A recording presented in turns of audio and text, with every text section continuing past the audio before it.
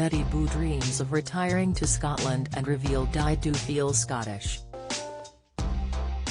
The star, 53, while from London and known for her American-style rapping on 90s hits like Doin' the Do, was born Alison Moira Clarkson and is proud of her Scots roots.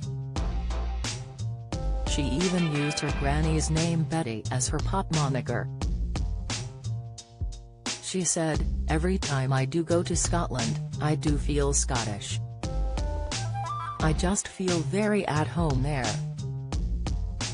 Now living in Wiltshire with her film producer husband Paul Toogood, she will be back here next month for the Let's Rock Scotland Festival at Dalkeith Country Park, Midlothian, on a bill which also includes the Human League and Wet Wet Wet.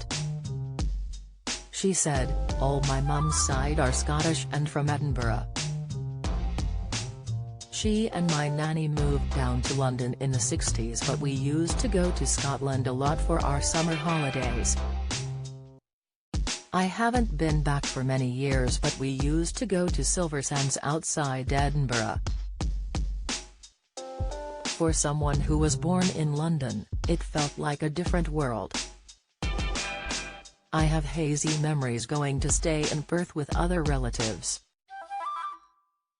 My brother and I would stay there for the whole of the summer holidays, and I remember playing out until midnight because it didn't get dark. It was fantastic. I always think I'll move to Scotland when I retire, find a little place by a loch. That would be lovely." Playing Let's Rock will give her an excuse to have a nosy around her mum's home city of Edinburgh. She said, "I'm staying in the city, so I'm going to get up there really early, get my sneakers on and have a walkabout."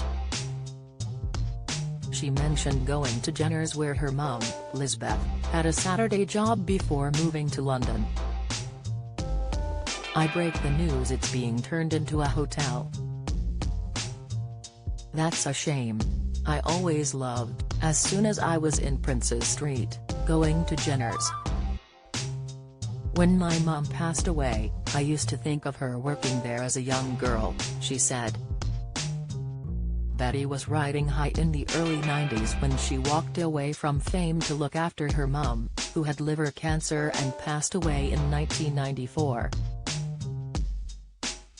While some may have carried on with the pop circus, Betty, whose father died when she was 17, didn't even think about it. She added, "I thought, I have to be there for her and make her feel safe. I used to sleep in the hospital. I just didn't think of being a pop star even though I was at the top of my game. All I remember feeling was I wish I was the person who was ill." Within 3 months of her mother's death, her aunt died of pneumonia and she was left to look after her beloved nanny, who was reeling at the death of her 2 daughters.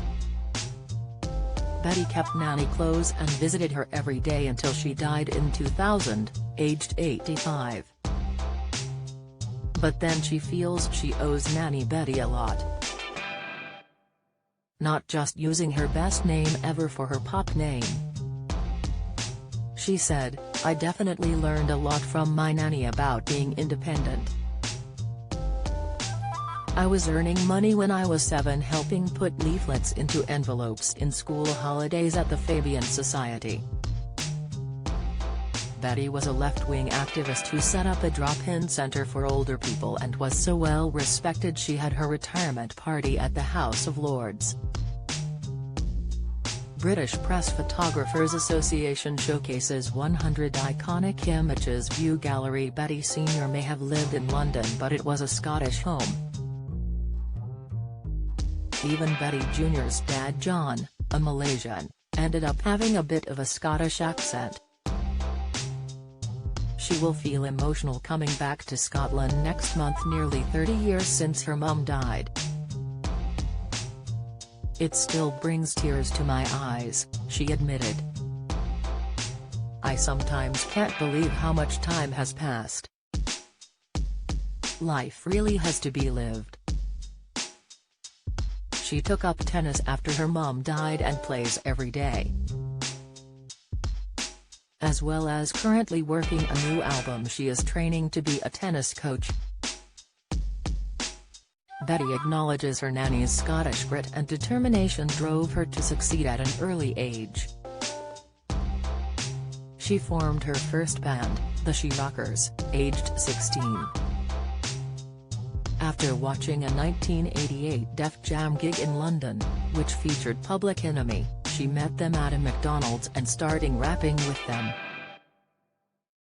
The hip-hop legends asked her to support them on tour in America. British success followed when she fronted the Beatmasters' top 10 hit Hey DJ I Can't Dance, to that music you're playing.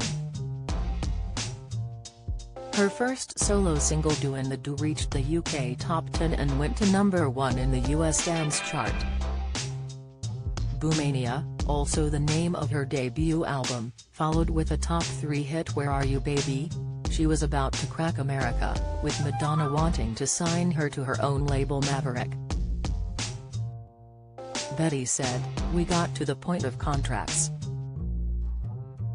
Then my mum fell ill, so I put everything on hold to look after her." Madonna was very understanding because she'd lost her own mother. "She sent me flowers." Betty may have turned her back on fame, but she inspired the Spice Girls' first manager, Chris Herbert, to put out an advert looking for 5 Betty Boos. After he was ousted, he started a band Girl Thing. Betty wrote them Pure and Simple, which was then used by Hearsay and became number 1. While she stepped back from singing, she's continued to write for others including Girls Aloud and Paloma Faith.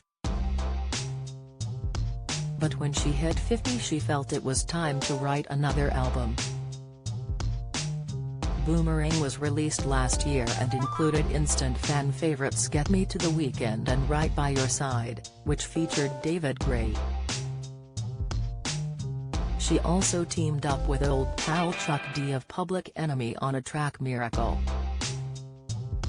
Betty is now working on another album. She laughed and said, "It's like having your old job back." Let's Rock Scotland at Dalkeith Country Park, Midlothian, on June 24. Tickets at www.letsrockscotland.com.